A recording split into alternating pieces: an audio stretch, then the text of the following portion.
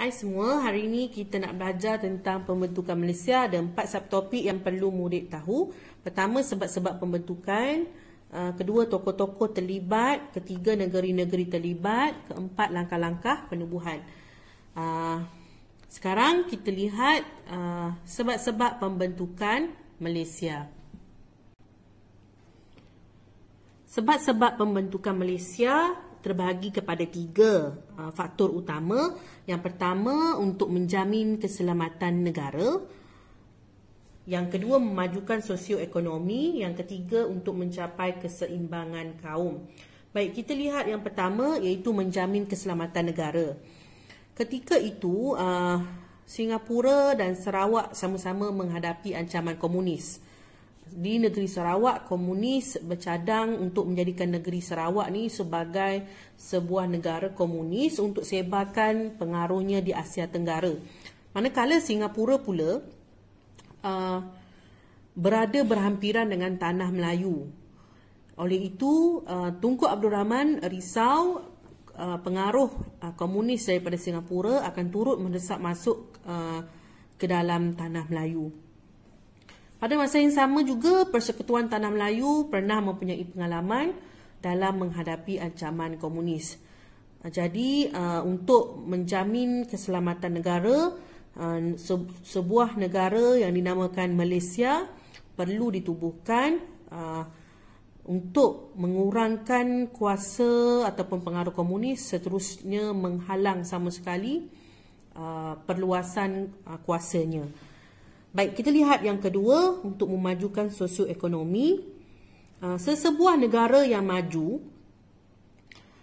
mempunyai tarikan oleh pihak luar untuk datang ke negara tersebut. Secara tak langsung, ia akan menarik pelabur luar untuk datang melabur di Malaysia. Pelaburan seperti contoh, menubuhkan kilang, melakukan perusahaan, itu semua akan dapat meningkatkan taraf hidup rakyat kerana rakyat akan mempunyai pekerjaan. Apabila mempunyai pekerjaan, maka rakyat turut akan mempunyai duit ataupun wang. Apabila mempunyai duit, maka ada kuasa membeli. Kita kena ingat, apabila kita ada duit, kita mampu membeli sesuatu. Oleh itu, apabila mempunyai duit, permintaan terhadap pasaran barangan tempatan turut meningkat. Bagi faktor mencapai keseimbangan kaum, negara Singapura mempunyai kaum Cina yang ramai. Manakala negeri Sabah, Sarawak, Brunei pula mempunyai bumi putera yang ramai. Jadi, jika Singapura, Sarawak, Sabah, Brunei dan Tanah Melayu bergabung, maka ia akan mewujudkan bilangan ataupun keseimbangan kaum. Oleh itu, diyakini juga bahawa ia akan memupuk semangat setia kawan di kalangan setiap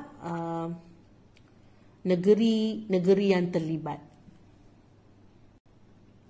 Sekarang kita lihat tokoh-tokoh yang terlibat dalam pembentukan Malaysia. Yang pertama iaitu Tunku Abdul Rahman Putra Al-Haj. Tunku Abdul Rahman Putra Al-Haj ni beliau ialah orang yang mencadangkan tentang gagasan pembentukan Malaysia.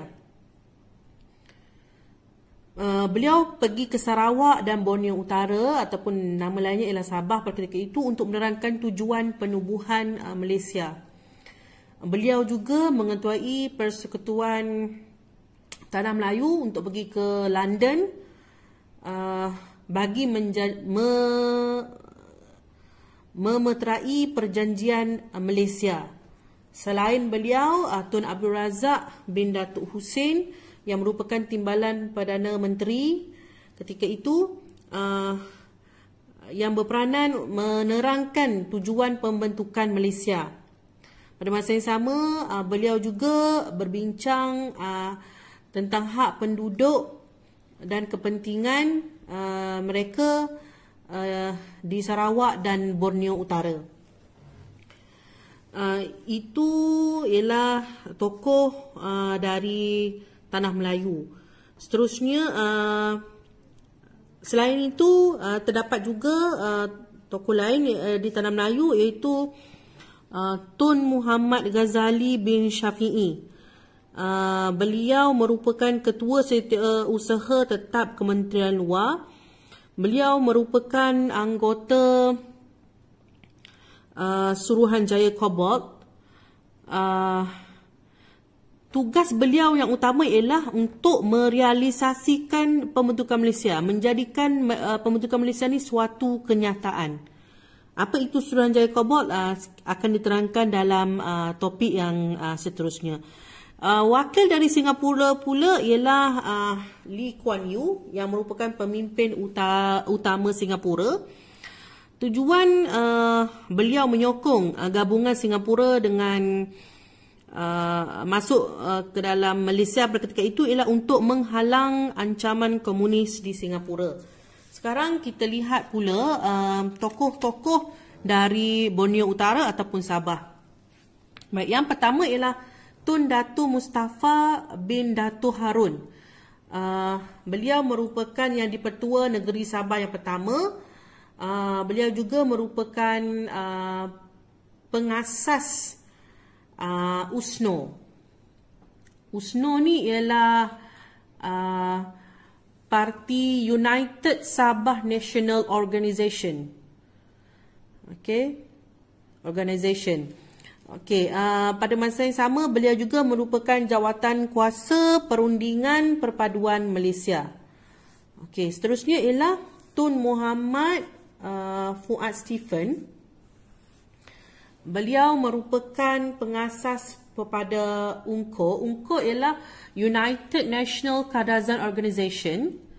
Beliau menyokong pembentukan Malaysia. Beliau juga merupakan pengerusi bagi jawatan kuasa Perundingan Perpaduan Malaysia. Beliau juga telah dilantik sebagai Ketua Menteri Sabah yang pertama. Bagi negeri Sarawak pula, terdapat 3 tokoh utama, iaitu Tan Sri Dato' Amar Stephen Kalong Ningkan, yang merupakan pengasas kepada Parti SNAP, iaitu Sarawak National Party. Beliau juga merupakan ahli jawatankuasa Perundingan Perpaduan Malaysia.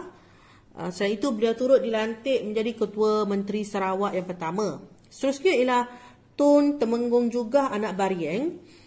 Beliau merupakan pemimpin Pesaka. Pesaka ialah Parti Pesaka Anak Sarawak. Peranan beliau ialah mendapatkan sokongan Bumiputera untuk menyokong Sarawak menyertai pembentukan Malaysia.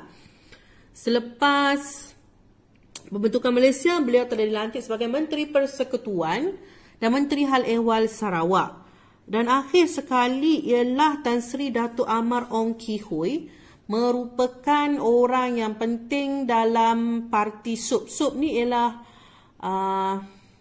Sarawak United People's Party. Pada awalnya beliau menolak gabungan dengan Malaysia ataupun pembentukan Malaysia. Namun akhirnya beliau bersetuju Sarawak untuk bergabung dengan Tanah Melayu bagi membentuk Malaysia. Demikian tadi ialah tokoh-tokoh yang terlibat dalam merealisasikan pembentukan Malaysia.